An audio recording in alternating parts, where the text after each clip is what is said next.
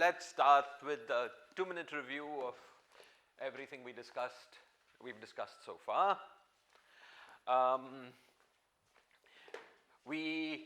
As you remember, we talked about this little model.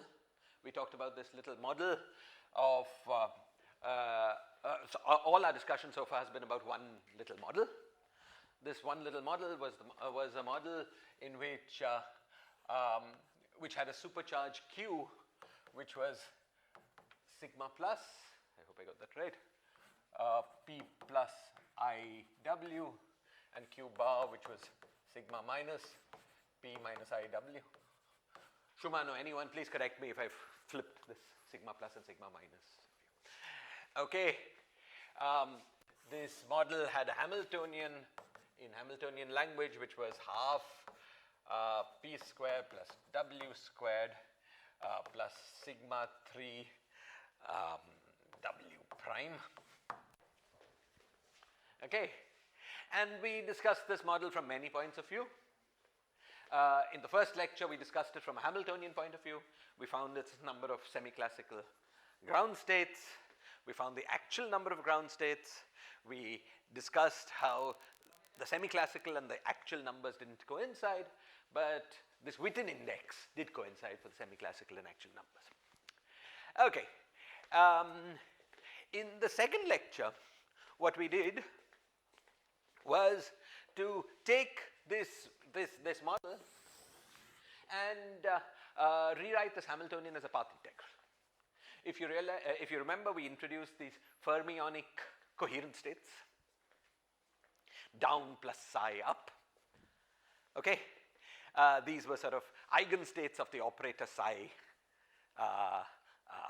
which was sigma minus, and we introduced an identity relation, a decomposition of identity involving integrals over Grassmann numbers, which we also introduced.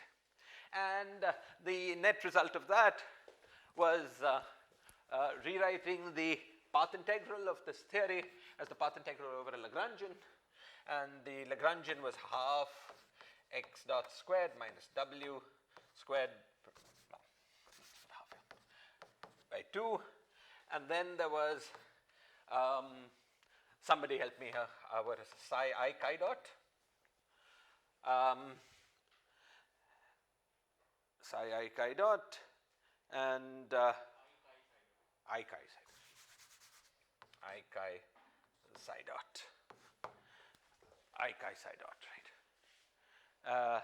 And of course, there was w prime plus w prime chi psi. Again, help me with this.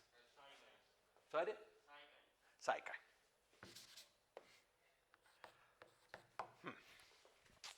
That was the net result of the second lecture. That we could take this Hamiltonian theory and rewrite it as a path integral, introducing these strange Grassmann coordinates. Okay, and in the third lecture we introduced superspace. Okay, so we introduced two new fermionic variables, theta and theta bar. They were new fermionic variables. They were anti-commuting with themselves as well as with psi and chi. And we introduced various differential operators in the superspace. We introduced q theta, which was equal to del by del theta plus I theta bar del by del t. We introduced q bar theta, which is equal to del by del theta bar plus I theta del by del theta bar. And then crucially, we introduced these other differential operators that commuted these. We argued that these obeyed the supersymmetry commutation. They implemented the supersymmetry algebra, right, with I d by dt being the Hamiltonian. And then sort of crucially, we introduced these other differential operators d theta, which was equal to del by del theta minus I theta bar del by del t, and d bar theta, which was equal to del by del theta bar minus I theta del by del t. And we recast this Lagrangian in terms of superspace, our final result was that the action was equal to dt d theta bar minus half d theta x d theta bar x plus I of x. Okay, where x was equal to little x plus I theta was at chi plus I theta bar was at psi plus I theta theta bar f. Somebody, this is correct. Excellent. So we had we had the superspace expansion, and this superspace expansion was a way of writing this action in a way that made it manifestly supersymmetric. And it was manifestly supersymmetric because from the fact that d theta commuted with q's, the variation of the full action as induced by the variation of each of the components of our dynamical field x was simply obtained by acting with q or q bar on the superfield that we were integrating for the action, namely this guy. And then the variation of any superfield was either a theta derivative, whose integral is killed because of the d theta, or a time derivative whose integral, which is not killed, but is a total derivative under time.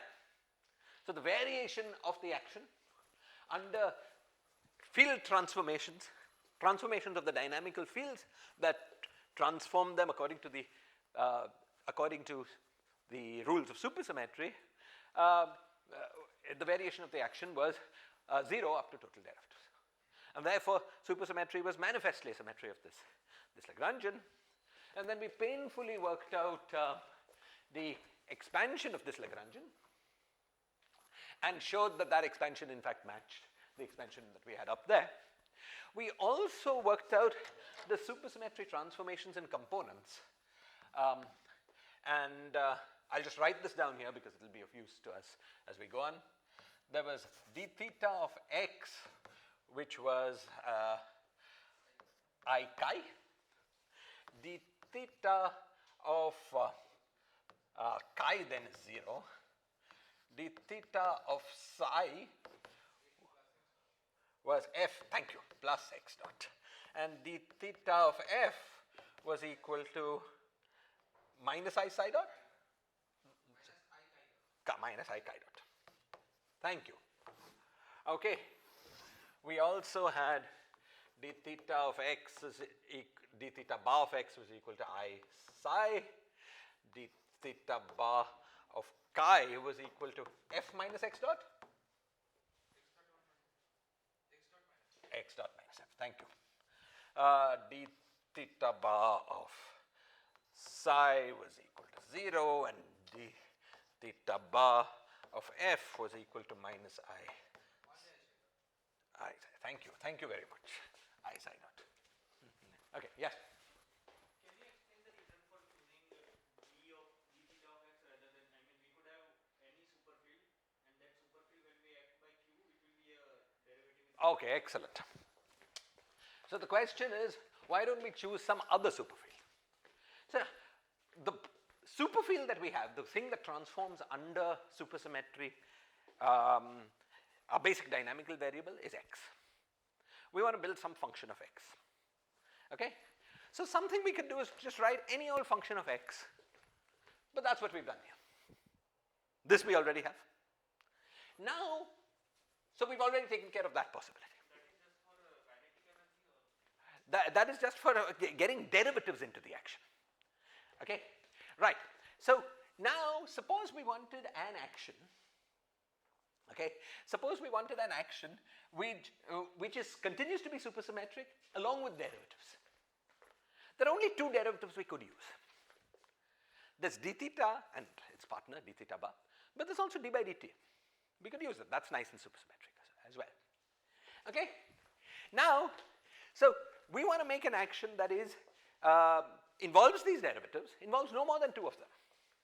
Why no more than two of them? Because we want our net action to be two derivative at most. Okay?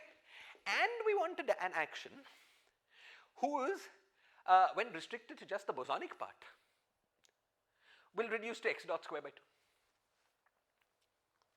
Okay? Suppose we had chosen x dot squared, you know, the whole action had to be bosonic. So if we choose one d theta derivative, okay, we would have to choose 2 of them, or we would choose both d by dt squares. Suppose we had chosen x dot squared, okay, then we would have to pull out from here the part that has 2 theta, 1 theta and 1 theta bar, so as to saturate this. Okay?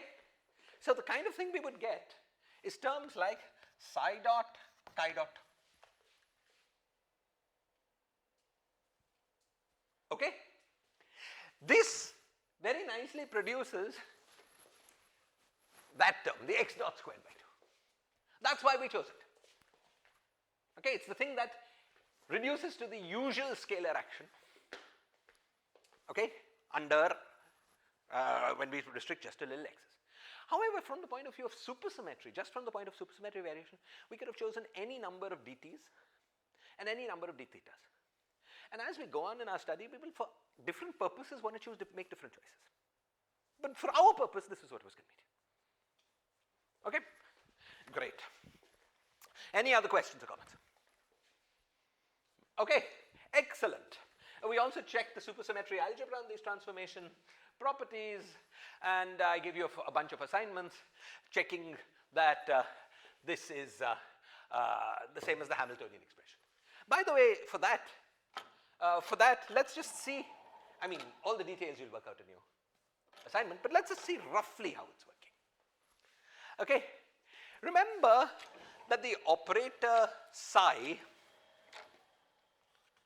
was basically sigma minus. You remember that, right? It's sigma minus that had eigenvalue psi under psi in the coherent state.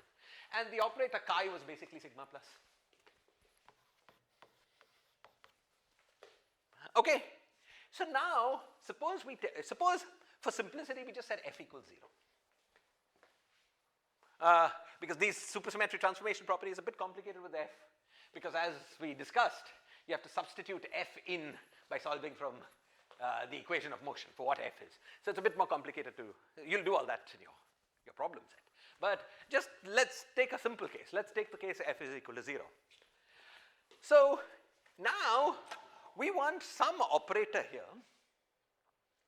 We want some operator here such that its commutator with x, okay, will produce chi with an I. Okay? So clearly this operator will be p, one candidate is something like p times chi. I'm not getting the i's and the signs right. That's for you to do. But an operator would be p times chi. But in Hamiltonian language, p times chi.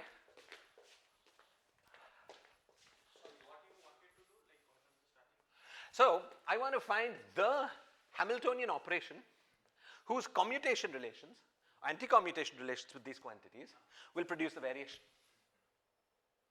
Okay? I want the variation of x to be chi, but the variation of x with p is 1 up to i's and minus signs, which we're not keeping track of. Okay? So something like p times chi will work. That's clear, right? But remember, chi was sigma plus. So this is the operator sigma plus p, which if you look up there is exactly what the operator is when w is equal to 0. Okay? Similarly, for the other guy, we wanted p times chi, p times psi. So it feels like q should be something like this and q bar should be something like this. Let's check one more thing is working. Let's check the guy with the psi. The anti-commutator with the psi will now produce a 1 because we took p times chi, and chi and psi have anti-commutation relations 1. And so we'll end up with a P, but P in this model was just x dot. Okay? So you see, I mean, you will do this properly in your problem set. You'll do it with all signs and you'll do it with f non-zero, but you see basically that these supersymmetry relations are generated more or less by the operator we started with in Hamiltonian language. This is the link between these two ways of thinking. Is this clear? Okay. So in today's lecture, as I indicated at the end of the last lecture, what our goal is to generalize this model. And the goal is to generalize the model first in a simple way. So we're going to study 2 or 3 generalizations before we move away from quantum mechanics. The first one is the one we're talking about today. The second one will be one with more specialized metrics. And we will encounter then models with higher supersymmetry. So for instance, we will look at things propagating on what are called Kähler metrics. And we will realize that the model has more supersymmetry than the simple model. And then we will also turn on potentials and investigate this thing that is sometimes called Morse theory using the supersymmetric model. So we will try to do all these things, but for today's lecture we're going to be very simple. We're just trying to find the generalization of this action to many x fields, and the generalization is on a non-trivial metric. And so the action that we started looking at, if you remember from last time, was dt, d theta bar, minus half, d, and now we put a gij of x. A gij of x, then d theta xi, d theta bar xj. And we could, and for the Morse theory kind of application, we will also look at putting in a general I of x. This is the kind of action we're interested in. Okay, for most of today, we will switch I of x off and study the model, which is just free propagation, a supersymmetric free propagation, but on a non-trivial manifold. You remember we call this model a sigma model, and it described the motion of a particle moving on a non-trivial, non-relativistic particle moving on a non-trivial space, and then supersymmetrized.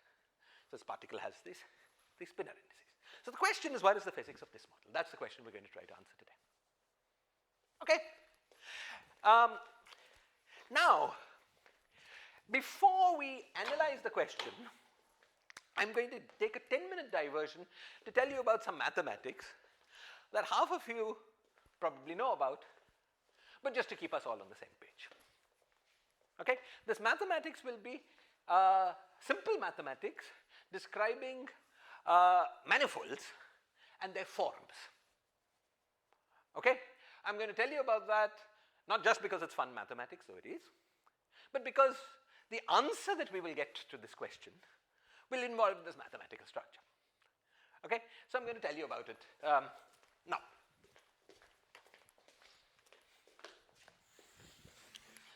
Okay, so suppose we move, so the mathematics goes as follows. A great reference for this part of the lecture is chapter 12, or is it 13? Chapter 12 of of this book, Green, Schwartz, and Witten on string theory. Okay, fine.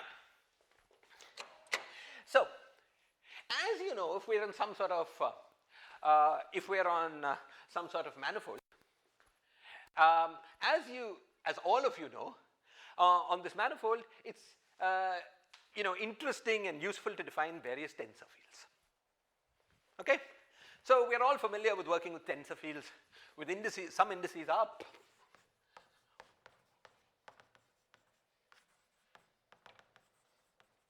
I presume we're all familiar with this, right? Everyone's got some exposure to general relativity. Okay, tensor fields with some indices down and some indices up. Now, there is something special that happens when we look at tensor fields, all of whose indices are down and all of whose indices are anti-symmetrized with respect to one another. Okay? So, while this is the most general tensor field, we're going to focus our attention on tensors of the form alpha 1, alpha 2, alpha n with an anti-symmetric property, such that this tensor has the property that if I interchange any two indices, I pick up a minus sign. This thing is completely anti-symmetrized with respect to all indices. So, is the object we're studying clear? Okay, this object has nice properties, and so mathematicians like it, and mathematicians give this object a name. They call it a form. Okay, and the number of indices here is the degree of the form. So, this would be called an n form. Okay, let's call this number p because mathematicians like to do that. So, this will be called a p form. A p form has p indices. So, like a vector field but with its index lowered is a 1 form. This is the kind of object that we use very much in studying electromagnetism. A mu is a 1 form. Its curl, F mu nu, is a 2 form. Okay, remember it's completely antisymmetric, and there are many other examples of these forms. Fine. Now, what's special about these guys that is not true of all tensors? The one thing that's special about these guys is as follows. Okay, one thing that's special about these guys is this. Suppose I try to act on this object with a covariant derivative to add one more index downstairs and then try to completely antisymmetrize what I get. Okay, that is a derivative operation that will map p forms to p plus 1 forms. Okay, so let's write that derivative operation down. Suppose I'm looking up for getting the factors of p right. Suppose we write the following. So, I've got this p form here, and then I act with d alpha, let's say 1 on f alpha 2 up to alpha p. Okay, and then I divide by 1 by p, and I make this completely antisymmetric. Okay, so there alpha 1 has come out here, but then we could write d alpha 2 f alpha 1 alpha 3 up to alpha p. Okay, or we could interchange all of the other indices. We just need to write down p plus 1 such terms. Okay, because this guy was already completely antisymmetric within itself. So, if we just ensure the complete antisymmetry with respect to one of these, this guy with any one of these, it will automatically work. Okay, so for instance, if we had f alpha 1 alpha 2, if we had this object, so 2 form, this d operator would be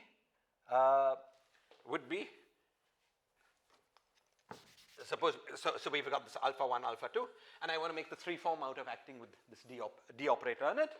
I get d alpha 1 f alpha 2 alpha 3 minus d alpha 2 f alpha 1 alpha 3 plus d alpha 3 f alpha 1 alpha 2. I hope I've got the signs right. I should be doing it in a way that makes it completely antisymmetric. Have I got these signs right? When I interchange, I put 3 here and 1, sorry, 2, 1. 2, 1. Or I could do 1, 2, but put an additional minus sign. Okay, another way of doing it would be to make it completely cyclic. So there are many different ways of writing this operation. And then I divided this by 1 by, Witten's divided by 1 by p. I wonder whether he wanted 1 by p plus. Oh, yes, sorry. So this, he wants 1 by p plus 1. The 1 by p plus 1 is just that because there there are going to be p plus 1 such terms. Okay, is my definition completely clear? Acting with these. The last term you have written that f alpha 2 alpha 1. Yes. But Did I get that wrong? the previous one that is alpha f alpha 1 alpha, because if you see the first term and the third term, Yes. you see that the alpha 2 is its position invariant, but if you interchange between alpha 1 and alpha 3, then it does not pick up a minus sign. If I interchange between alpha 1 and alpha 3 is not picking up a minus sign, let me check. This of course picks up minus sign between alpha 1 and alpha 3. This guy, you're right. This guy does not pick up a minus sign. You're right. Thank you. Thank you. I think that perhaps the easiest way to write it would be to make it completely cyclical. Anyway, you write it so that you make sure that it's completely antisymmetric. Okay?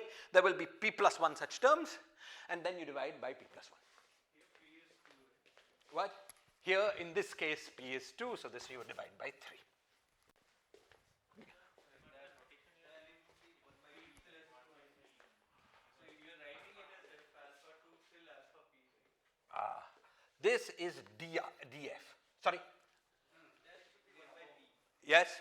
So the last term is, last index is alpha P, right? Alpha p.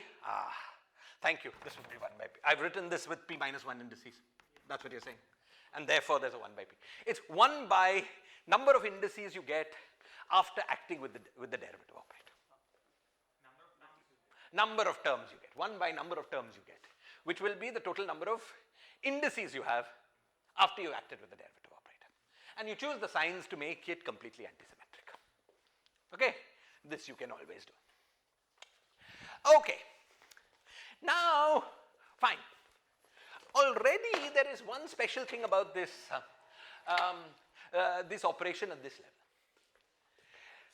When we acted with this, we were careful to act with covariant derivatives, because we have learned that when you act on any tensor with a derivative, if you want it to remain a tensor, it needs to be a covariant derivative. But in this particular case, you could get away with acting with an ordinary derivative. Why is that? So let's take an example. Okay, let's take perhaps the simplest example. So let's act with this derivative operation, on a 1 form. Okay, so suppose I had an a mu and I act with this derivative operation. So I should do d mu a mu minus d nu a mu minus d mu a nu and divide by 2. That's our definition. That's the definition of this operation, which, by the way, I'm going to give a name to. If I had a p form f, the p plus 1 form that I get after acting like this, I'm going to call it df. This df is something with p plus 1 indices. Okay, but that's just a name. So this was the 2 form I got by taking d and acting on the 1 form a mu. It's of course a very familiar 2 form, it's the field strength, right? Now, let's work out exactly what this 2 form is in explicitly.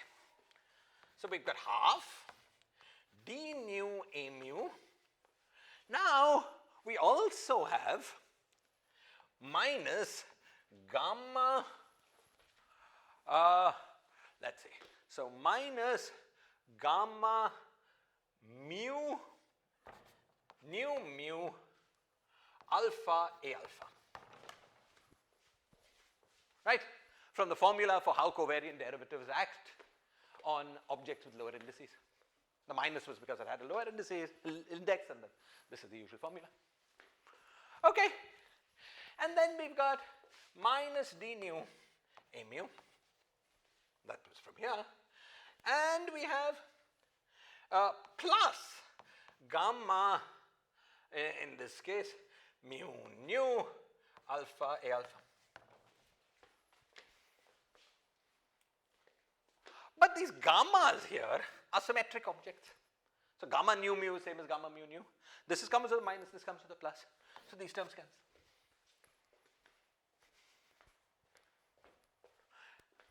Okay?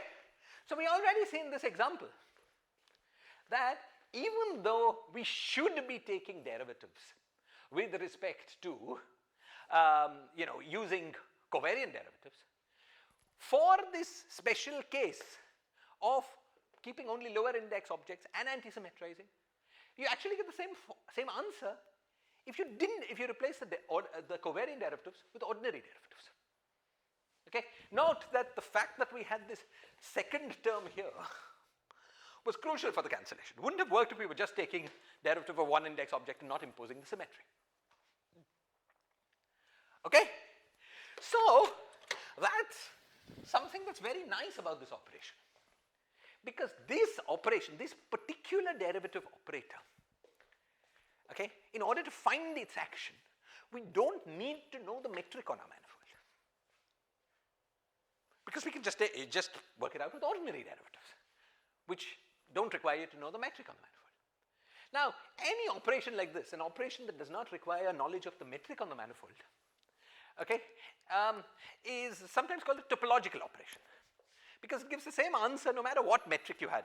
If you wiggle the sort of shape of your metric around without wiggling around its topology, you get the same answer. So this particular differential operator is a topological differential operator. It does not, what it really means, just what it means in practical terms, is you can compute it without knowing the metric on your manifold. Okay, excellent. So now we've already introduced this notation, right? I've got some form, some p form, and I act with d on it, and I get a p plus 1 form. So d is an operator that maps p forms to p plus 1 forms. Okay. Now, something that is often of interest is the question, when, suppose I've got a set of p plus 1, let's say I've got a set of p forms. It's a chi p, a set of p form. I've got some particular p form. And often it's of interest to know when dp is equal to 0. Not all, if you take a general p form, it won't always be that dp on chi p is 0. Sometimes it will be the case that dp on chi p is 0. Those p forms that are annihilated by d are called closed forms.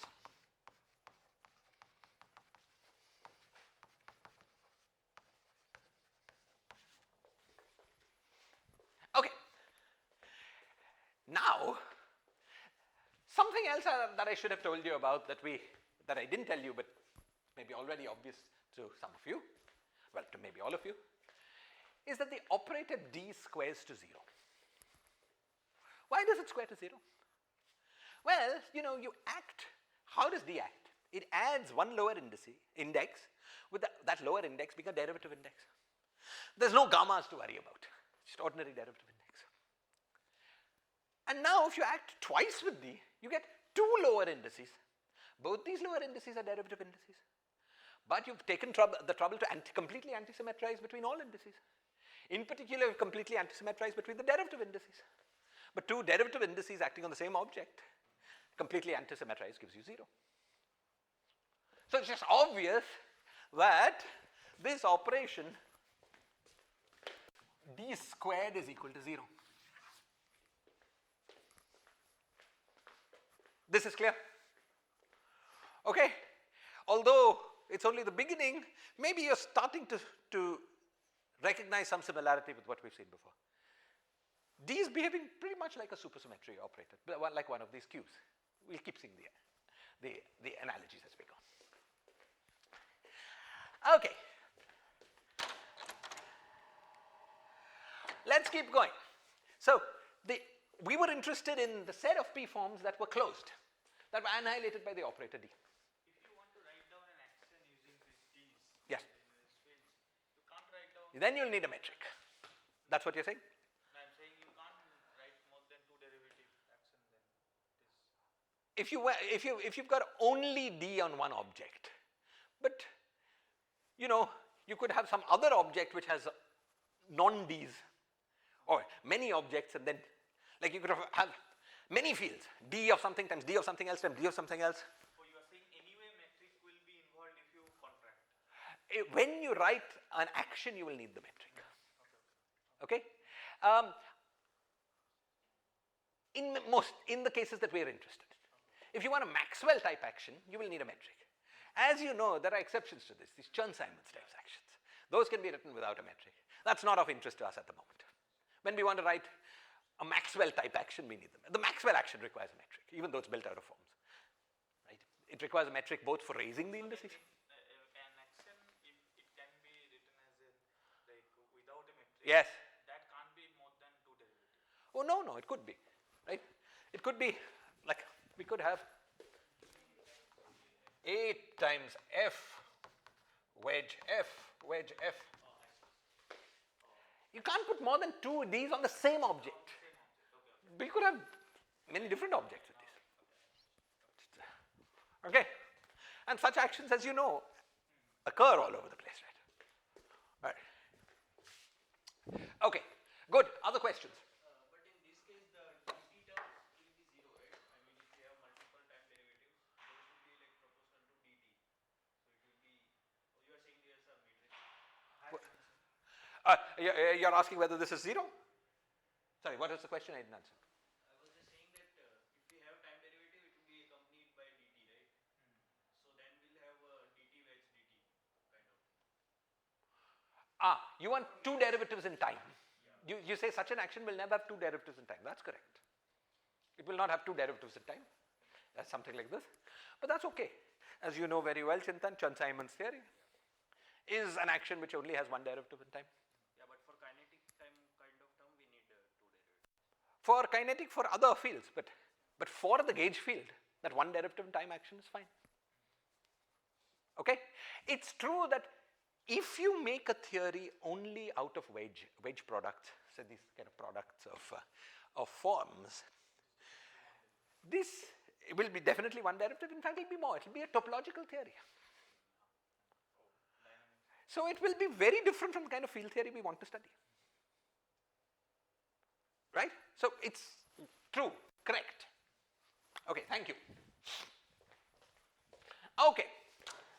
Though, as you will see, these forms in our case will not appear on the world line, but in target space. You'll see what this means in the situation we want to study. Fine. So we've understood what closed forms are. Now, I could ask you, do you have an easy way of building closed forms? And with 1 minute thinking, all of you will say yes. Consider D of any p minus 1 dimensional form. Okay? So there's a very simple way of building p dimensional closed forms. Suppose chi p was equal to D of zeta p minus 1. Then D of chi p is equal to D squared of zeta p minus 1 is equal to 0. So that's one easy way of building these closed forms. Okay? Now, a question that is of interest in characterizing non-trivial manifolds is the following question. How many p-dimensional closed forms are there modulo forms that are exact? So let me give the notation. A form that is D of some other form, something like this, is closed, but it's more than closed. It's D of something else. And so it's called an exact form.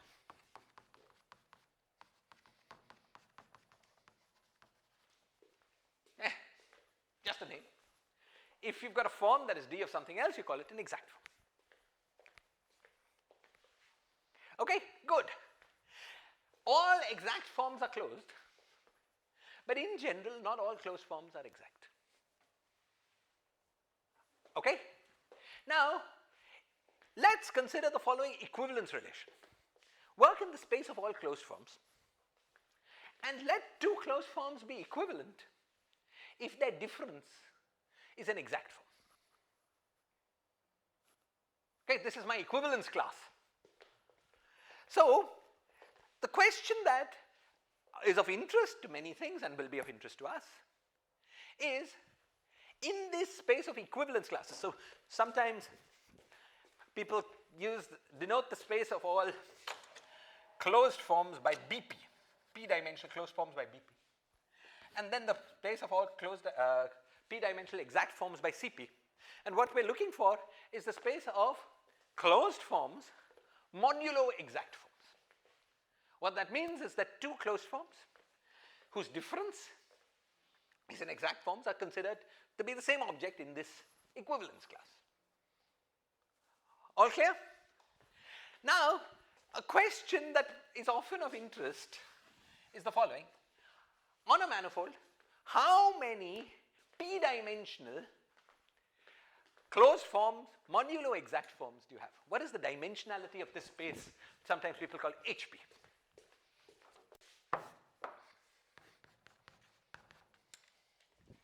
Okay.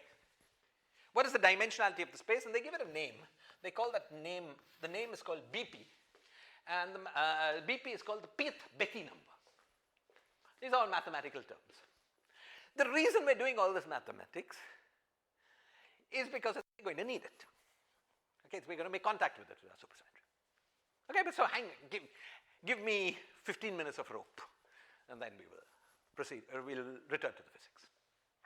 Okay, so closed forms, modulo exact forms is this space.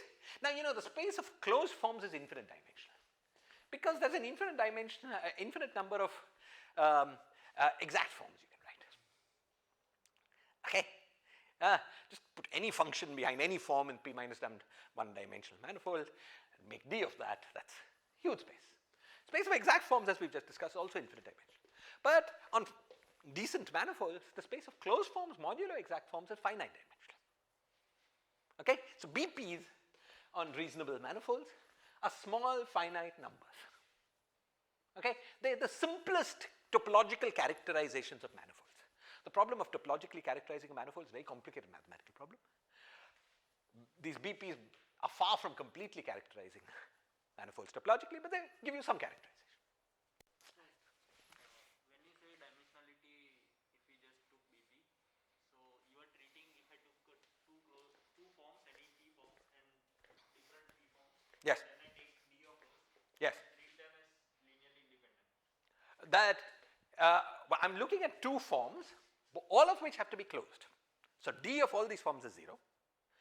But any two elements, any two objects here, such that the difference between them is D of something else. Yeah, no, I mean, you said that BP is infinite dimensional, right? BP, oh, capital BP, yes, capital BP is infinite dimensional. Because I could write any D of some P minus 1. Exactly, D of some P minus 1 If I dimension. take two different P minus 1 forms, Yes. and I take D of them, Yes. saying those are linearly independent. I mean, In general, linearly independent. We could easily make them linearly independent, right? So let's take an example. Suppose we want to, P was, let's say P was 1, simplest example. Okay, so now let's make a set of an infinite number of one forms that are exact.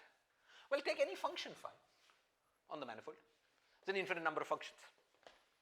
Take D of that. There you've got a bunch of exact forms. Because phi was infinite number, d phi will be infinite number. Now there will be some small part, let's say the constant part of phi, that gives you 0 when you take d on it, but that's a very small part of it, right? Clearly it's an infinite dimensional space. Okay, and it gets more and more infinite dimensional as you build higher and higher. Okay, other questions, comments? No, I guess he's asking for, suppose this phi, phi is a vector in a function space. So function Yes. space is already infinite dimensional. That's why it's infinite That, dimensional. yeah, but should it be on some finite dimensional vector space? Okay, we can try to make another definition, but for me the question is just how many real numbers parameterize the So space. this BP over CP Yes. that works in any dimensional space. Whether BP over CP works in any dimensional space, but these two spaces are both infinite dimensional, but the ratio is finite dimensional. Finite dimensional not in the sense of finite dimensional functional space, finite dimensional sense of numbers. So the fields of real number or something. What? For fields of real numbers, let's say, yeah, or complex numbers. Okay, just there will be one, it's a finite dimensional vector space over real numbers, yes, over real numbers to start with, or complex numbers if we have. Is this clear? Okay, excellent. Now, It is like there are BP There are BP branches, exactly. Exactly. In the case of Maxwell theory, we would be asking how many different gauge field configurations are there such that F mu nu is 0 with different gauge fields with A being related to A plus dA being treated as the same. These branches are just gauge invariants then. Okay? So how many physically different things are there? Is this clear? Okay, good. Let's move on.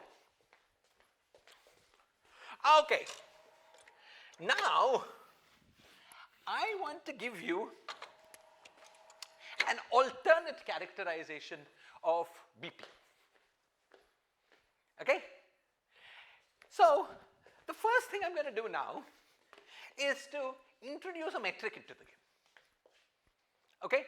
And define an inner product on the space of differential forms. Okay? And my inner product will just be the following. Suppose I've got a P form. So let's say Fp, so F mu1 to mu p. And I want to get compute its inner product with QP, not Q, EP. Okay? So I've got another form which is E mu1 to mu p. Well, the first thing I do is I take the complex conjugate of this. Every component is complex conjugate. Then I use the metric. For this inner product, I need a metric. I use the metric to raise all indices. Okay? And then I define 1 by, some number which we will not need, so I won't be careful about. Square root g E star mu1 to mu p F mu1 to mu p. Integrated over my manifold. Okay, let us suppose that the manifolds we're dealing with are compact and closed. So fine, like a sphere or a torus or something like that. So this thing there's no danger of this thing giving infinity. Okay, so let's fix on those. This now is an inner product that will obviously obey all the good rules of an inner product. It's positive, definite, it'll obey Cauchy-Schwarz inequality, so on. Right, it's just the integral generalization of AI star BI. Right, it's this most straightforward thing that you would do. We're always on some Euclidean metric here. There's no space-time. It's just some Euclidean metric. Good. Now that we have an inner product on the space of forms, I can ask the following question. Suppose I take the set of all, the question I'm going to ask is this. We have this gauge equivalence between the set of closed forms. Right? That is, given one closed form, viewed as an element in HP, it is equivalent to any other closed form up to addition of an exact form. I'm going to call that addition of the exact form, just by abuse of terminology, I'll call it gauge equivalence. Because it would be gauge equivalence in the case of Maxwell theory. Okay? So I'm going to ask, is there some natural way to pick out one element in every gauge orbit? One representative element in every gauge orbit. Is there some natural way to pick a gauge? That's what we do when we study gauge theories. Okay? And there's one extremely natural way. So the game is, I give you a chi, which is a P form, but this is some arbitrarily chosen chi. And I want to gauge transform it to a canonical form. Is there some natural way to choose that gauge slice, this canonical form? Well, fine. So suppose chi is some P form. All the other P forms that are the same element as it in HP are of this form, where psi is some P minus 1 dimensional form. Okay? I want some rule to pick out one element of this, one distinguished element of this form. So suppose I do the following. I define the inner product of this with itself.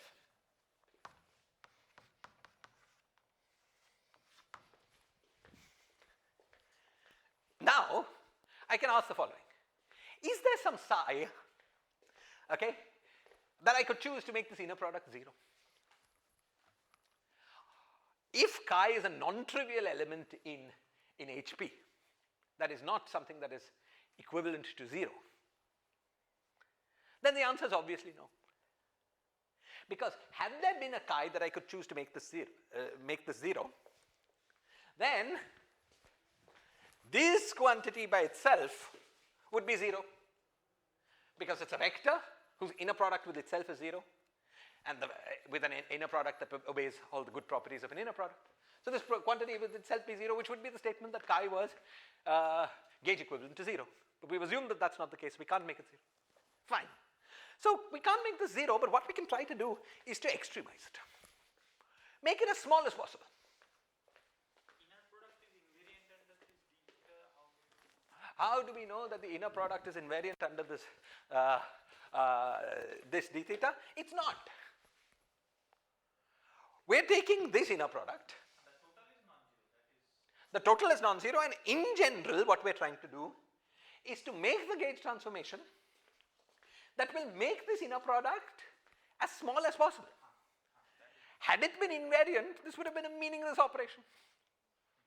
We want to use this as a condition to choose zeta. Okay? Right, so the inner product is not invariant under anything, and we're going to use that. See, when you fix a gauge, you want to fix it with a gauge fixing condition that is not gauge invariant. Because if it was gauge invariant, it wouldn't do the job of fixing a gauge. That's what we're doing here.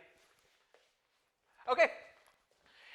So now I ask the question, what do I get by the condition that this thing is as small as it could possibly be? Let's say inner product. Well, what I have to do is to vary with respect to zeta.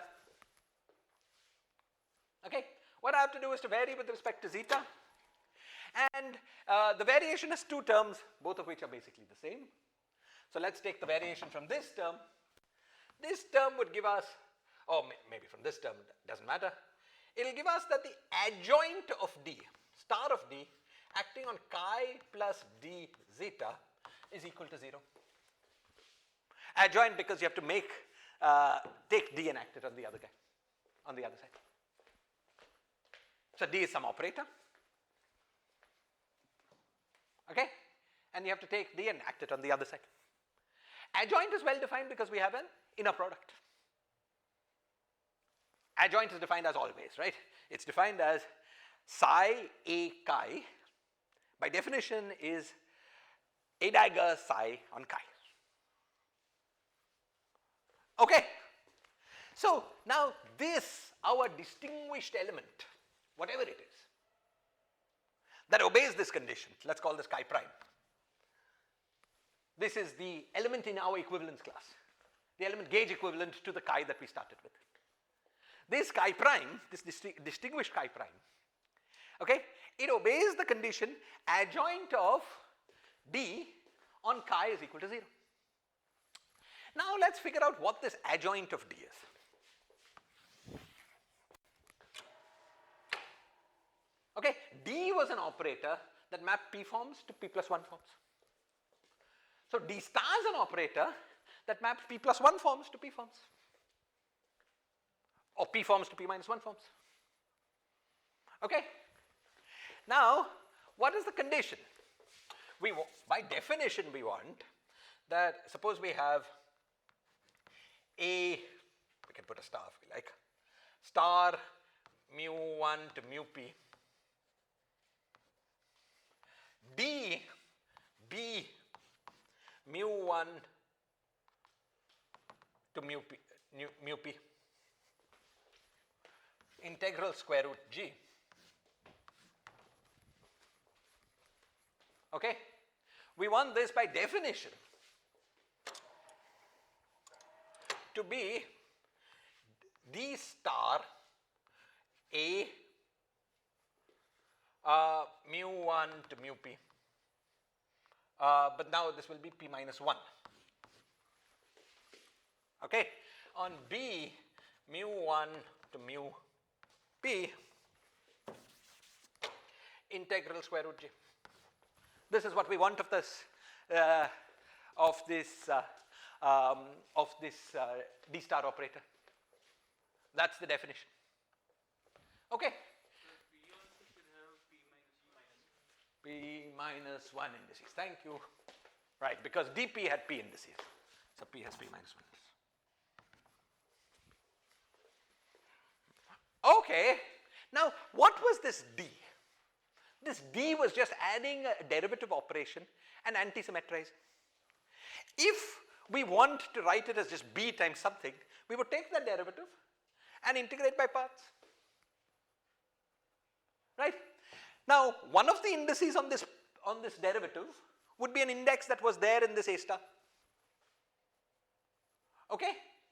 So, you can see that up to keeping track of numbers of P and so on, you can see that this D star operation is just D mu, okay, B mu on mu 1 to mu P minus 1. Taking the derivative to the other side, contracting. Now the derivative has to be upstairs. It's covariant derivative. It's covariant derivative, so it doesn't care about all these factors, square root g and so on. So you can integrate by parts, and then you can contract. Is this clear? And you should keep your wits about you to figure out the coefficient. And could have sworn Witten has done that for us. I'll just give you its value.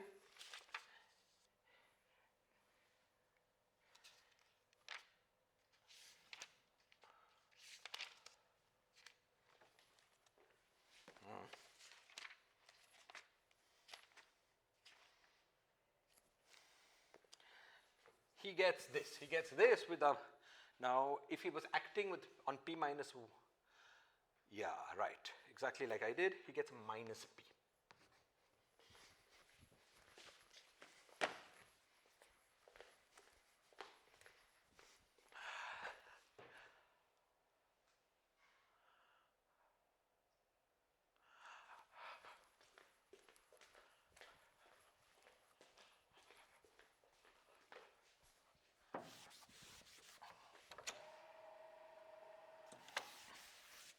Okay.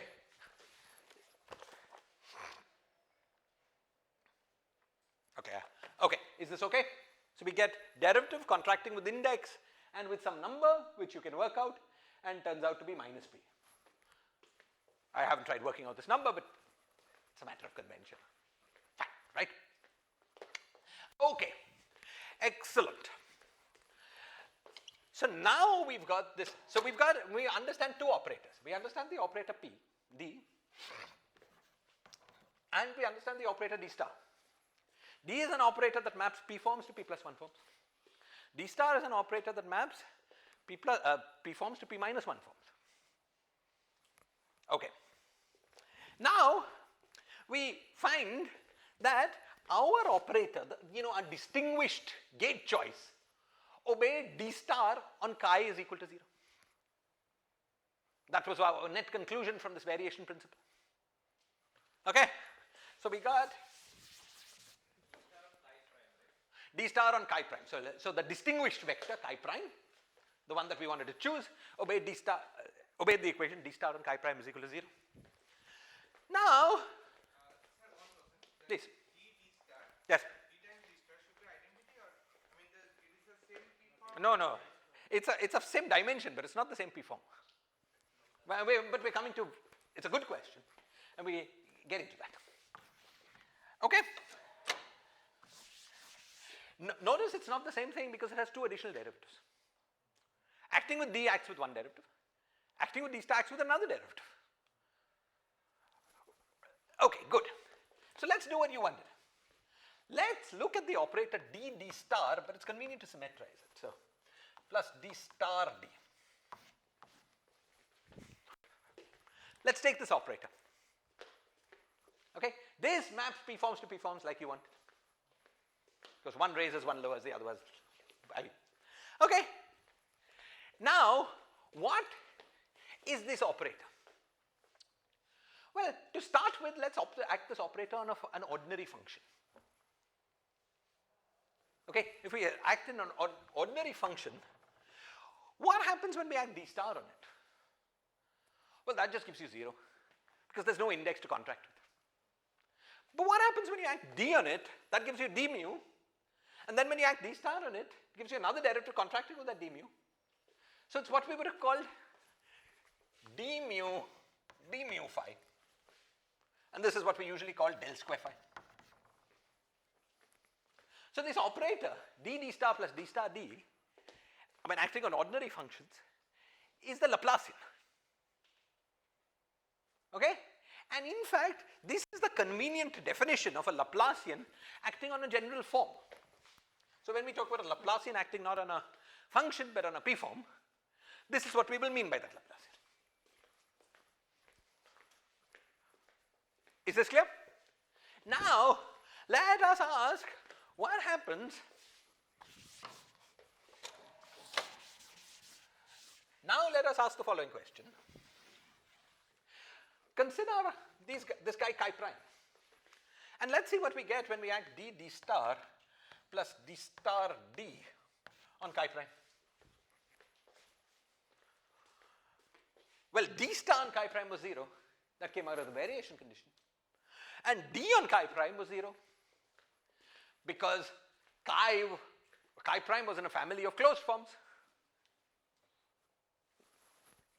Chi and all its gauge cousins obey d on chi is equal to 0. And so this is equal to 0. So you see, chi prime is special because it's a harmonic form. It's the form whose Laplacian vanishes, acting on which the Laplacian vanishes. Okay? Now, we have shown that given any element of HP, any non-trivial element of HP, because that's what came out of the d chi prime is 0 because chi prime was a closed form, and we added to chi d xi. It was always closed. We're always working in the space of closed forms. And d star was 0 because of the variation principle. Is this clear? Okay. So what we have here is a harmonic form, and a form that obeys del square on that object equals 0.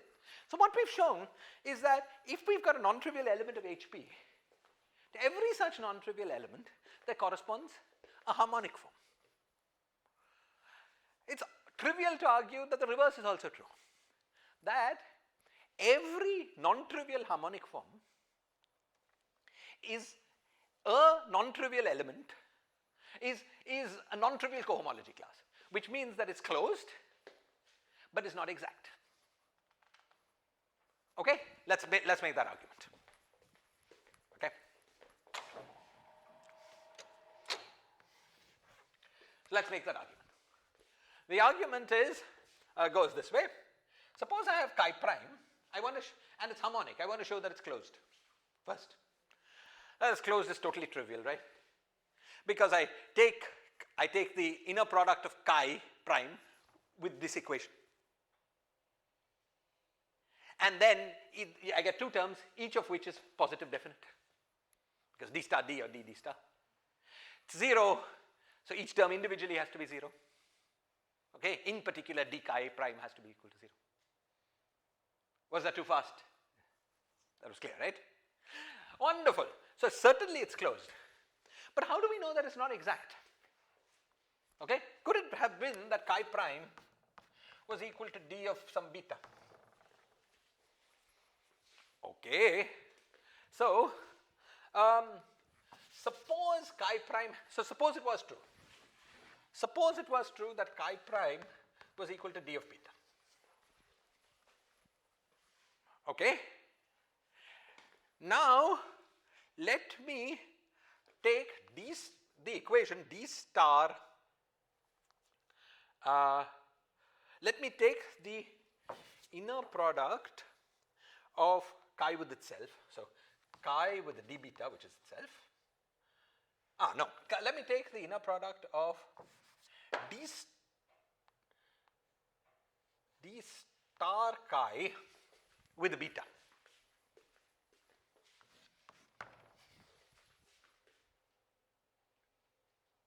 No, that's not a good way. What do I want to do? Let me see. Witten has a nice argument. I'll just look it up.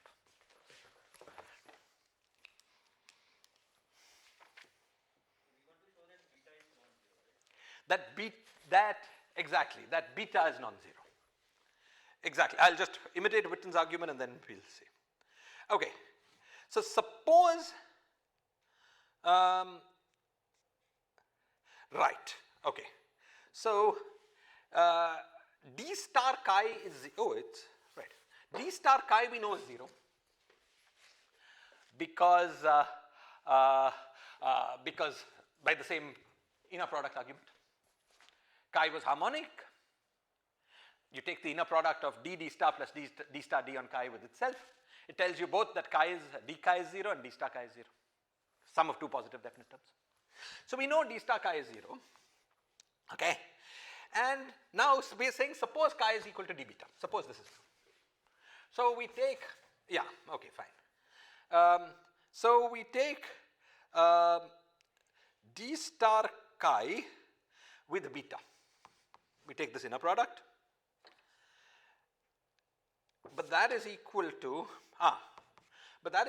chi with the d beta. Okay? But d beta is chi. So that is equal to chi with itself. So this could have been 0 only if chi itself was 0. Because the inner product of chi with itself would be 0. Okay? So the only way chi could be equal to d beta was if it was 0. Right? So no non-trivial element that was harmonic could be exact. It has to be closed and it can't be exact. Clear? Okay. So what we've established is that there is this one-to-one map between two different things. The set of harmonic p-forms and elements of this cohomology class, HP, which is equal to BP by CP. The set of all closed forms modulo exact forms. Okay? There's a one-to-one map between the two. Okay, these are the same set.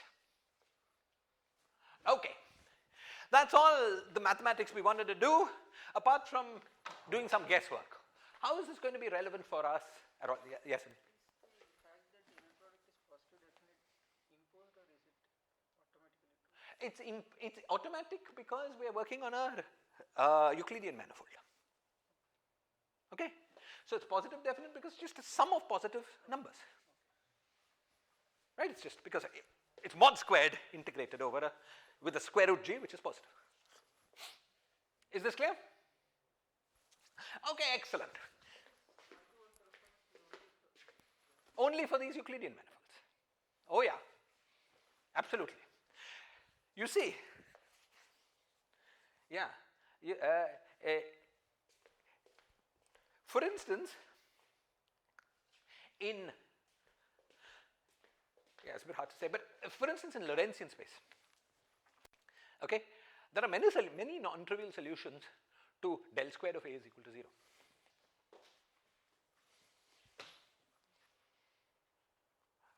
Right, or many non-trivial solutions to del squared of F is equal to 0, all photons obey this. That's a huge space. The set of harmonic forms in a Euclidean closed compact Euclidean manifold is few, right? Right? For instance, if you've got a harmonic function, functions that obey del squared phi is equal to 0 on a closed manifold, how many are there? It's just the constant, right? It's uniqueness theorem for del square. All of us know this. Okay? So that's the template. On a closed compact manifold, there are very few solutions of del square something is equal to 0. But if you've got some non-trivial topology, you might have a little wiggle room. Is this clear? Okay, good. Fine. The last thing I want to say before we now move back to our physics.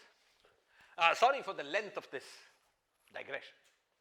Okay, justified by the following. You will need these things Not just for this little toy model we're going to study today, but for many things when you study string theory, for instance. Right? So if you don't know this, it was worth learning it anyway. It will also be nice to know it for our little model. Okay? And it's very simple, as you've seen, right? There's a lot of deep mathematics in differential geometry, but this part was very simple. See, we had to do no calculations. It was very simple to understand. Actually, let me just say one more thing. I'm not going to explain it. But there is one more connection that I've not talked about because we don't need it. But BP, so we've found two characterizations of this BP, right? BP is the number of cohomology classes. That is number of closed forms modulo exact forms. Okay? BP is also the number of harmonic P-index harmonic forms. The dimensionality of the vector space of P-index harmonic forms. There is a third characterization. And the third characterization goes as follows. Consider the set of p-dimensional closed submanifolds inside your manifold. Let's say your manifold has dimension n, and p is smaller than n. P has to be smaller than or equal to n. P has to be smaller than or equal to n, otherwise we can't talk about p forms on this manifold. Right? Because if you've got I should have said that at the beginning. If you've got a p form on an n-dimensional manifold and p is larger than n, you'll get 0 because indices have to repeat. And but you've got antisymmetry. Okay? You cannot antisymmetrize more than the number of indices that exist. Okay? So p forms, the dimensionality of p, the rank of p, this p can only go up to the number of dimensions in your manifold. So since we're talking about p forms on an n-dimensional space, p is less than or equal to n. So now it's a question we could ask. Can you look at the set of p-dimensional closed submanifolds on this n-dimensional manifold? Okay? Now we're going to call any manifold which is p-dimensional and closed that can be continuously shrunk to 0, we're going to call that trivial. Okay?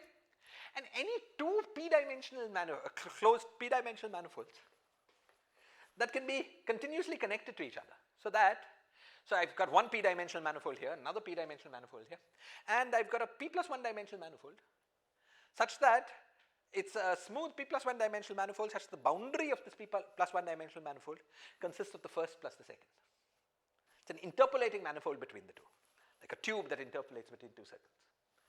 Okay? Any two manifolds that can be connected by a smooth p plus 1 dimensional manifold we will call the same manifold. This is like the cohomology equivalent. Okay?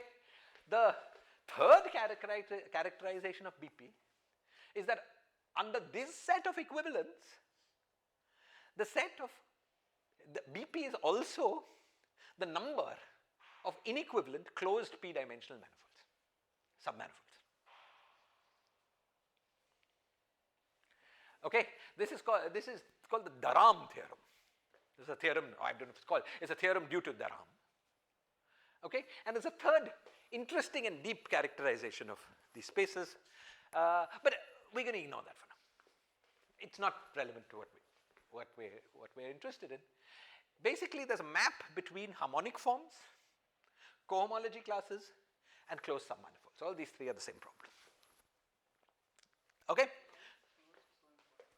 Why is closed so important? Well, you know, the nature of the map goes like this. The pairing between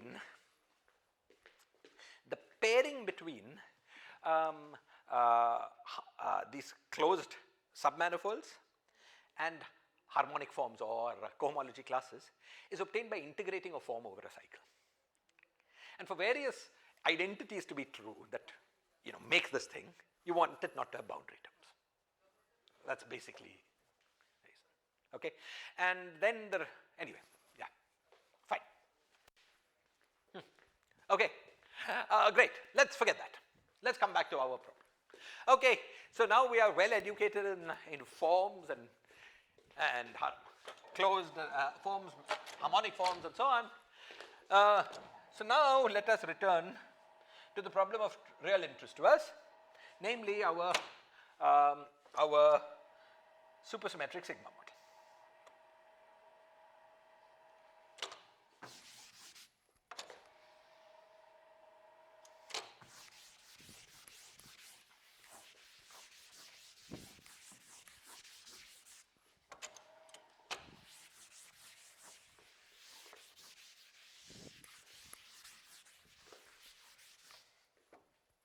Okay, so the supersymmetric sigma model we wanted to study was minus half g d theta bar gmn del xm del theta xm del theta bar xn plus I of x. For the moment, let us turn this off. So let's study just this model. Okay.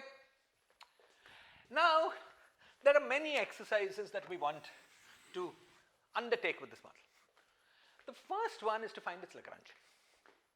I've given you the Lagrangian in superspace language, but I want to expand it out. Now, if you just try to expand it, I'm going to indicate how it goes and leave the algebra for you as an exercise. Okay? But you know, already, if you take this Lagrangian and you just expand everything out in the most stupid possible way, it's quite an exercise to expand this Lagrangian. Not so much, but quite an exercise, as you will see from the answer. So, oftentimes when you're doing such expansions, you want to be a little clever. Okay? Now, why is it so much more difficult? In what way is it more difficult than what we had done before? This term and this term are the same as what we had before. What's different is this term. This gmn is a function of x.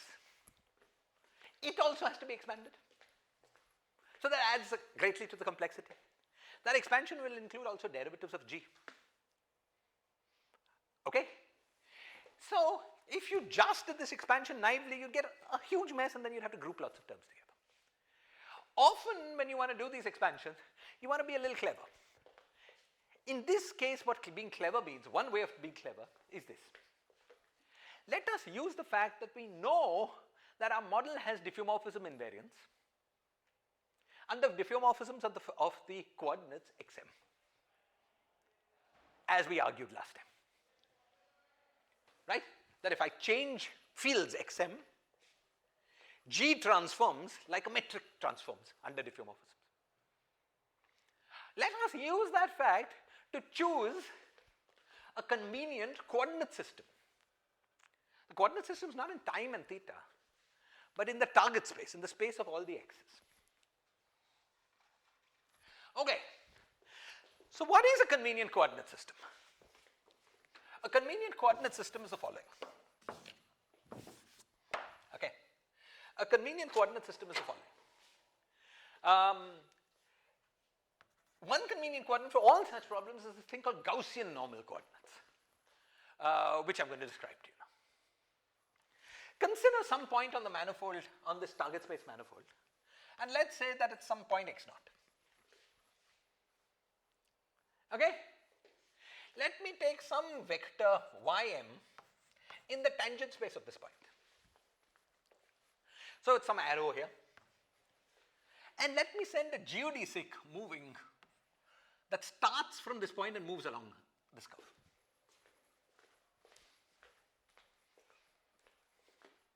Okay? And now, based on this point x naught, I will find a coordinate system in the neighborhood of x naught. My coordinates are ym is equal to s. Sorry. This was the tangent vector. So, let me call the tangent vector Tm. I move to new coordinates ym, which are s times Tm, where s is the affine distance, the proper distance. We're in Euclidean space, the proper distance along the geodesic. Is this clear? X naught plus. But this is my coordinate. My coordinate is y equals 0 at x equals x naught. Okay? This is assuming there is a unique geodesic. There is a unique geodesic. But it's always true that in the neighborhood of a point, there's a unique geodesic. Okay? That it's true that there can possibly be caustics. It's true that possibly you send one geodesic out here, another geodesic, and they meet. But it's not difficult to prove that in a small enough neighborhood, at least in the power series expansion, these geodesics are unique. These caustics always occur at finite distance, set by the curvature scale of the manifold. So we're only going to be interested in infinitesimal analysis. So this worry need not bother us. Okay? So this coordinate system is adapted to the point on the manifold. Okay? This coordinate system is adapted to the point on the manifold and is adapted to the geometry of the manifold because it's based on geometrical objects, namely geodesics. Okay? Now, what is good about this coordinate system? What is good about this coordinate system, you can see now by writing down the geodesic equation.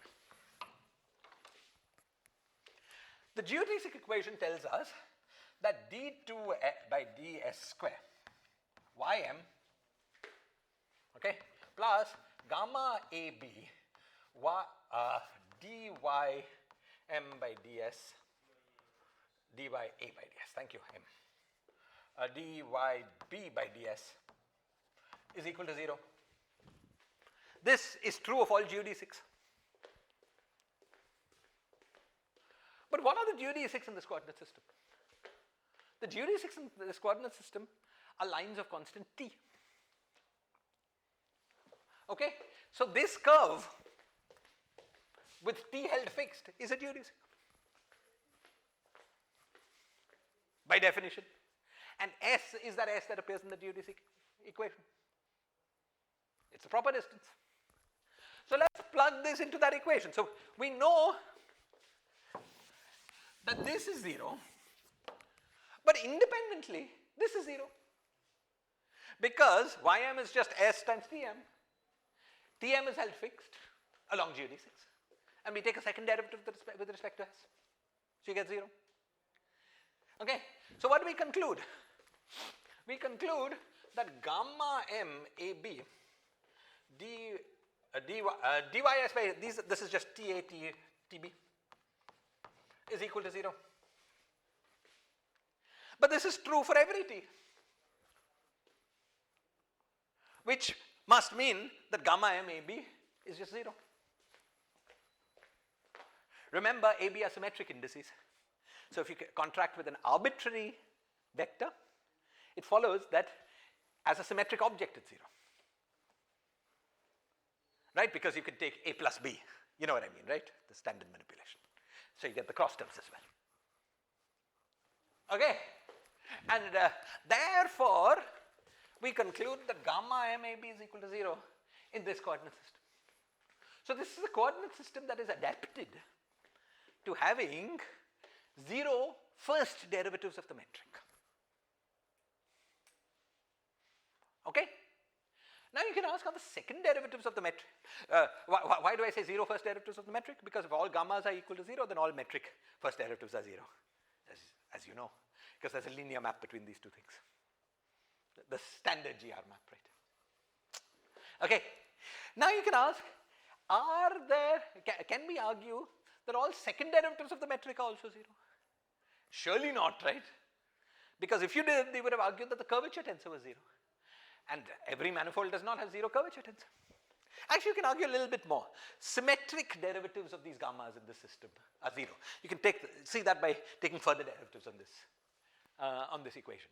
But that's not important for me, so I will not talk about it. Okay? It is nice to be working in this kind of coordinate system.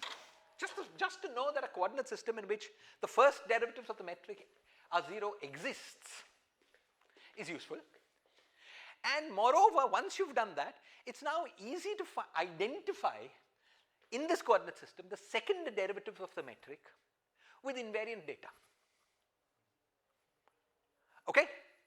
And the way that works is you use this formula for the Riemann tensor. The Riemann tensor, you know, is with lots of indices is gamma gamma plus gamma gamma plus del gamma plus del gamma. You know, we put the indices in. But in our coordinate system, these are 0. So it's just the del gamma and del gamma. Then you substitute what g is. You know, you substitute gamma in terms of derivatives of g. And you will be able to convince yourself that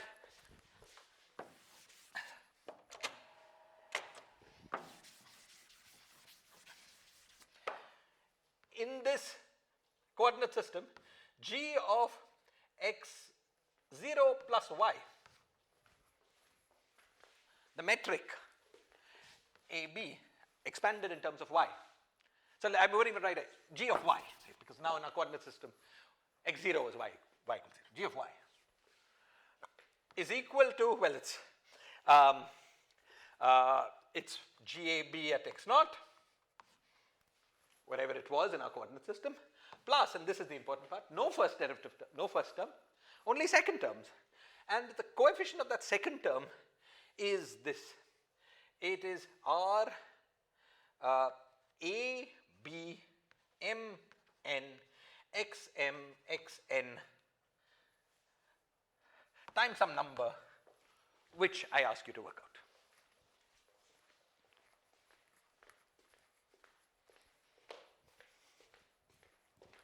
I'm working with the convention, you know, that this guy is completely symmetric under interchange of this and this and this term in the metric, and you can see that manifestly here because AB is symmetric and MN is symmetric. Okay. So in this coordinate system, you get the point of working with this coordinate system, okay, is that you get a very simple Taylor expansion of your metric. That Taylor expansion is already in terms of invariant data. The coefficient of the Taylor expansion you can immediately identify with an invariant of your manifold. There is no grouping left to do. And there is no first derivative term. So this is convenient for this problem. It's also very convenient for working out the beta function on the world sheet of the string, or many other problems in this kind of physics. Okay? So this is the first hint at good. So working out this Lagrangian is going to be one of your problems. This is giving you some pointers to how to do it sensibly. Okay. Now, coupling constants in the problem, these RABs are the only independent data in the problem, and this will work like, will be used as a...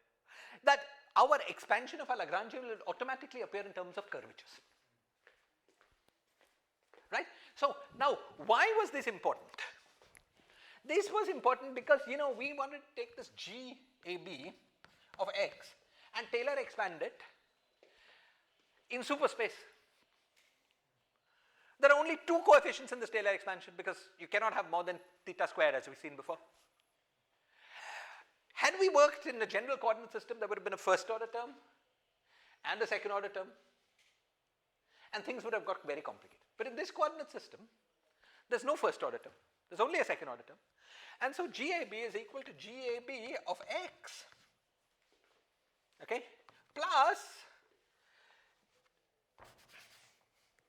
RAMBN times this number, whatever it is, times where were we? I wanted the expansion of the superfield, expansion of x here. I theta chi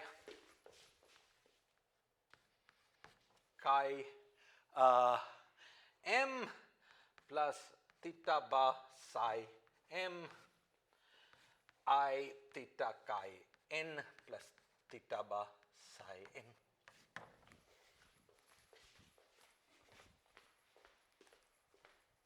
Right, so this expansion has only this term. This is only first order square that contributes. Okay?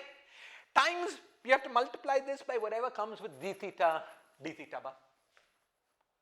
Now, this term can click against lots of things that come from d theta bar. This term can click against lots of such terms. Okay, but this term here, okay, already has 1 theta and 1 theta bar. Okay, it doesn't have 2 thetas because that's 0. It doesn't have 2 theta bars, that's 0. But this already has 1 theta and theta bar. So the only term it can click against is the term. The only term it can click against is the term that comes when you choose the term in the d theta bar x that is independent of theta and theta bar. But d theta x, the term that's independent of theta, is chi, and d theta bar x, the term that's independent of theta is psi. And so what you will get is an extra chi and psi sitting here. And so in the end you will see that the Lagrangian, that this term adds a term that is of the form RAB Mn chi A chi B psi m psi n to the Lagrangian times a number which you have to work out. What? What about x dot x? All that will come from this term. We've only taken account the path that's this term times dx, d theta x, d theta bar x. Okay? Most of the rest of the Lagrangian is going to come. Okay? So what we're going to get is this curvature term with some number that you have to work out, and it's a pain to work out, but okay, you can work out. And then plus everything that comes, ignoring the fact that G was itself a superfield.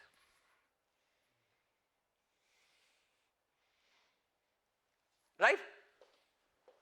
Now, if you ignore the fact that G itself was a superfield,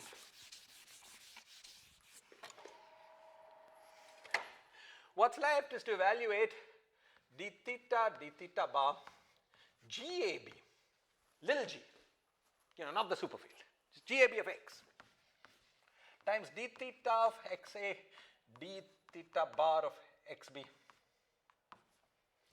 with a minus half. Now the algebra for this is basically identical to what we did last time.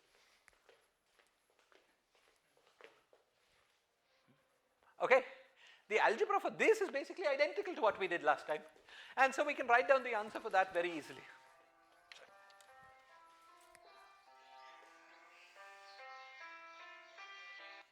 Hello? Sorry, madam, I'm in the middle of a meeting. I'll call you back in a bit. Sorry. Okay. Yeah. Okay.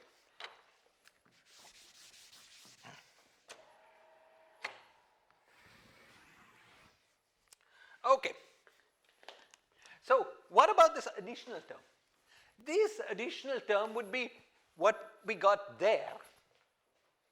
Okay? But just with metrics involved and more indices. So what will it be? It's clear that this will give us GMN xm dot xn dot by 2. That is the analog of that x dot square by 2. Small jb is not different from capital JB. Same. As a function, it's the same thing. I just write small gab when it's a function of little x. It's the same thing. What? This is the first term in the superfield expression. This is the first. Similar to the small. Yeah, it's this, the analog of this. This term. No, I mean small JB. Small GAB is the first term in the superfield expansion. Yes, exactly. It's the first term. It's that GAB up there. Schumann's point was a correct point. He was saying this thing is just a function, right? So I should have written GAB. It's just that it's a function of little x instead of being of little x. It's correct. I'm sorry for that. Okay. So we get a term like this. Then we get another term like, okay, I'm going to write down the terms also with these guys. But Actually, okay, fine. For now, we just set these W's to 0 because we're looking at the model without the superpotential. Let's not complicate at this point. And then we had a term like this. Okay. Now, exactly in this coordinate system, okay, exactly in this coordinate system, we would also get, you know, an I chi m dt psi m.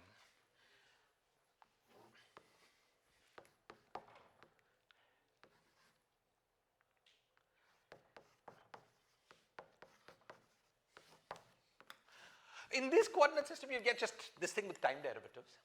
But I've written this thing, so hang on. So at the moment, this is just a time derivative, ordinary time derivative. Okay. Now,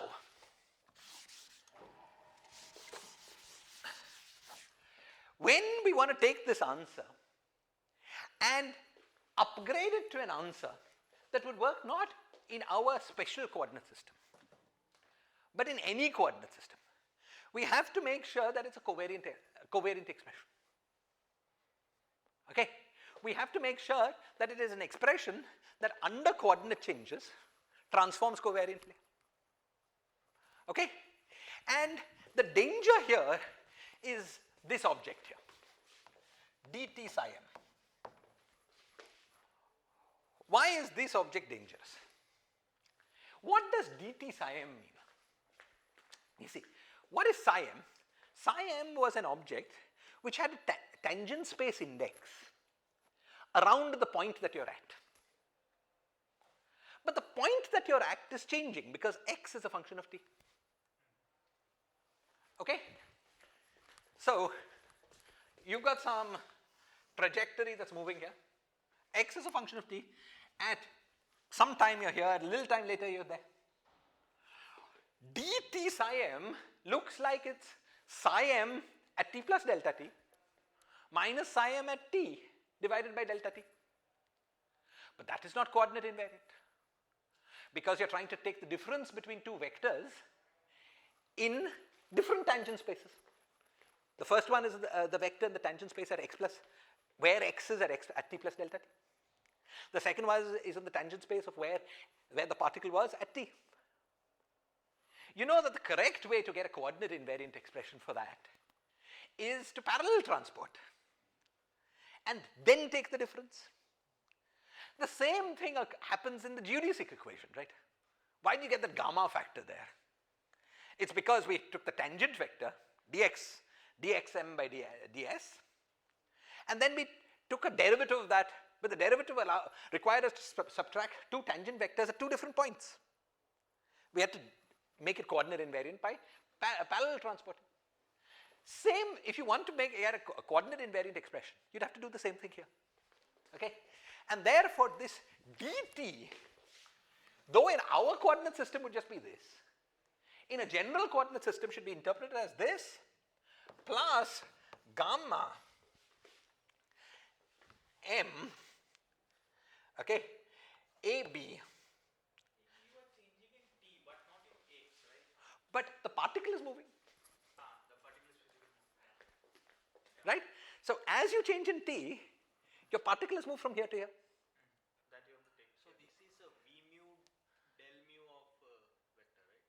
Where v mu is the tangent vector. V mu del mu of the vector. I'm writing it down, maybe, if that's what you're saying. This will be dx a by dt. That's the particle moving. And then psi b. This is the appropriate covariant form of the derivative. Though, as Schumann said, psi is a function of t, but x is moving. So you're sampling the psi where the particle is. And that is changing as a function of time. So you have to do this parallel transport. It's exactly the same reason that the geodesic equation involved the gamma. There also you had x, which is a function of t, but you got a gamma for exactly the same reason. Because you had to compare dx mu by dt, dx mu by ds at two different positions. Comparing vectors at two different positions, you have to parallel transport them before you compare them. Okay? You want a covariant expression, because you can check all this by formulas. Just check by doing a coordinate transform that this is the covariant thing. But this is the logical reason that it was. I'm just thinking why you're not giving the dt in xm. Why we're not giving the dt in xm? Yeah, this was not by itself a vector. This by itself is coordinate invariant. Let's check. This is a vector by itself, x dot. Because let's make the coordinate change. xm is equal to x. It's just a coordinate, so it picks up the Jacobian. The derivative makes it infinitesimal. So this is by itself a vector. xm is not a vector. xm dot was a vector. xm double dot. Oh, you know, if you take a derivative of a vector, then you need to do this. The time derivative made it a vector. And psi Was already a vector. And then you had to, because it already had an index. And then you took its derivative. Is this clear? Okay, excellent question, Shumanda. Same question you could have asked for geodesic. The first dx m by ds was nothing needed to be done. That's a vector. It's an arrow, right? It's the change in x. It's the second one for which you needed the gamma. Is this clear? Okay? So, when you work out your this Lagrangian, as you guys will to build muscle in dealing with this part is more or less clear. There's actually nothing to do here. Okay, this part is sort of clear. Though, you work it out, check it carefully. Okay, that part requires a little work, getting the number behind this RAB. Okay, so finally what was the Lagrangian? It was this plus RAB Mn chi A chi B psi M psi N with some numbers that you guys will work out carefully. Okay. So expanding out the Lagrangian gives us this object. Okay. Fine. Now, the real reason that we studied this model, okay, it's some model, it has some Lagrangian, so what? The real reason that we're studying this model is that the question of what are the ground states? Okay, the question of what are the ground states in this model? Okay, what are the ground states in this model has a very interesting answer. Okay, and also the form of the supersymmetry operators in this model has a very interesting answer.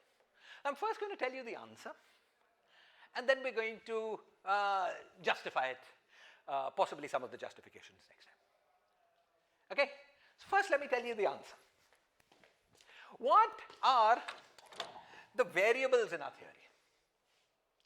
The variables in our theory are xm, then there are the psi's, and then there are the chi's. Let's go to the chi-m. Right, these were the variables. We had this path integral involving these variables. As we have seen in great detail for the case of one variable, the psi's and chi's, okay, the psi's and chi's produce some sort of two-state system. Each psi and chi produces a two-state system. Yes? This RAB, will it have another terms from dx, dx which are independent of theta, theta bar? Dx, dx independent of theta, theta bar. The only terms from dx, dx that are independent of theta, theta bar, no. Let's take d theta x, okay, was d by d theta plus minus I theta bar d by dt. You get a d by dt only with the theta bar.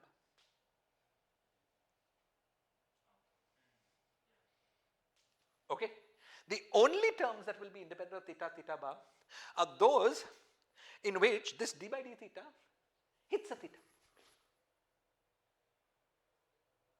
Is this clear? Right? We worked it out last time. Go and look at your equations. Right? Okay, great. Thank you. Okay, excellent. So first let me tell you what answer we're going to find. And then we will justify it in proper detail. The variables in our problem are these little x's, psi-m's and chi-m's. Okay? The psi-m's and chi-m's produce a two-state system. Okay? You can think of, as we have done before, the chi-m's as raising operators and the psi-m's as lowering operators. Okay? So, every state in this two-state system part can be obtained by acting with a chi-m or by not acting with it. Okay? So, we could have chi1 is there or just 1. We can have chi2 or 1 and so on. So, the two-state system part of our story generates a Hilbert space whose dimensionality is 2 to the power number of dimensions. Let's call the number of dimensions d, 2 to the power d. Okay? And the states in question will be obtained by acting with various chi's, chi n1, chi n2, chi nm. This m has to be less than d.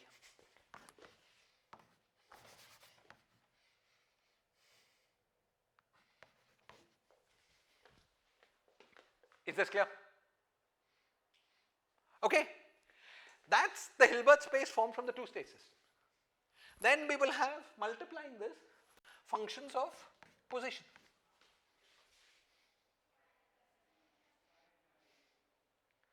Okay?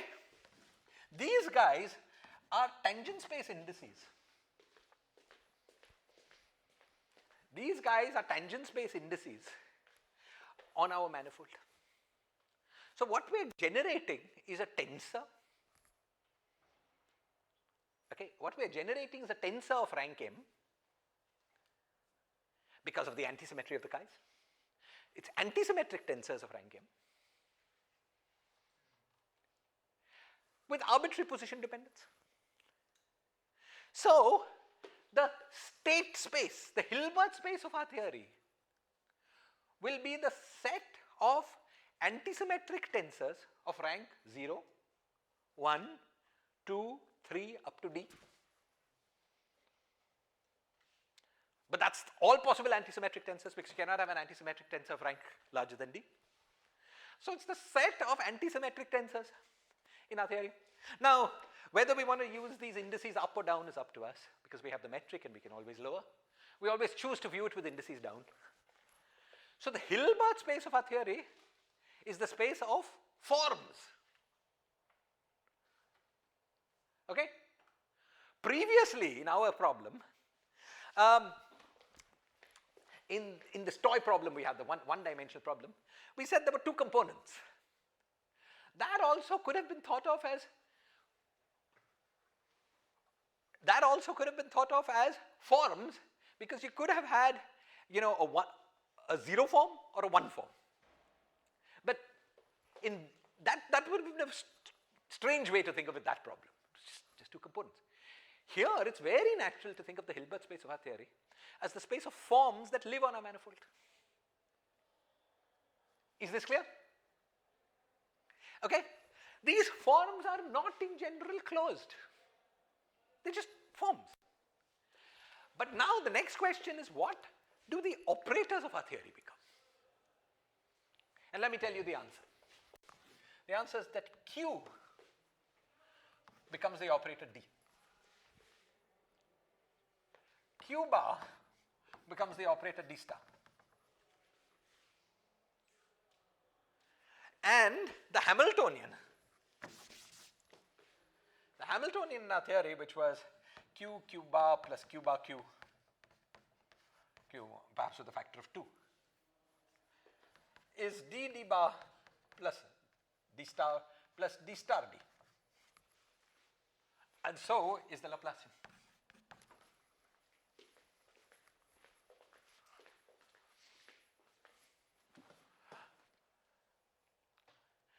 Okay? So the correct quantization of this supersymmetric quantum mechanics has the following answer. I will justify this properly next time. The correct quantization of this supersymmetric quantum mechanics has the following answer. The Hilbert space of the theory is the set of all forms. The supersymmetry operator is the D operator.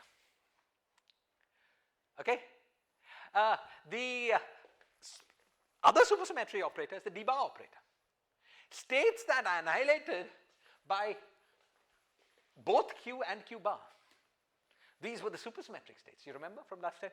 They were the states with Hamiltonian 0. They are states that are annihilated by both D and D bar, and therefore are in one-to-one correspondence with the cohomology classes or with harmonic forms, as we see explicitly here from the fact that the Hamiltonian is del square. The Hamiltonian, which is del square, will annihilate our forms. And so the number of supersymmetric states is the sum of all the Betti numbers of the problem. B0 plus B1 plus B2 plus B3 up to BD. Now if you remember,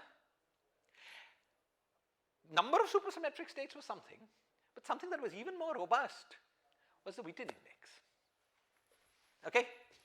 So the Witten index, okay, now the fermion number, I'm just telling you and we will see it all more detailed next time. The fermion number in this problem is clearly just the number of chi's, and therefore is P, the rank of the form. So the Witten index is sum over P, Bp minus 1 to the power P. And this is a famous number in mathematics. It's called the Euler character. So the Witten index of our problem is the Euler character, or sometimes Euler characteristic of our manifold. It's a much studied thing in mathematics. Okay? It is related to integrals of various curvature forms of the manifold, and there's lots and lots known about it. Great interest in this quantity. For sort of similar reasons to why it's of interest to physicists. It's a very robust quantity. Does not easily change. Okay, so this is what I will explain to you in proper detail. It will be 15-20 minutes. The explanation is almost simple, but I won't rush it today. Okay, so this is what I wanted to tell you about. I find this quite remarkable.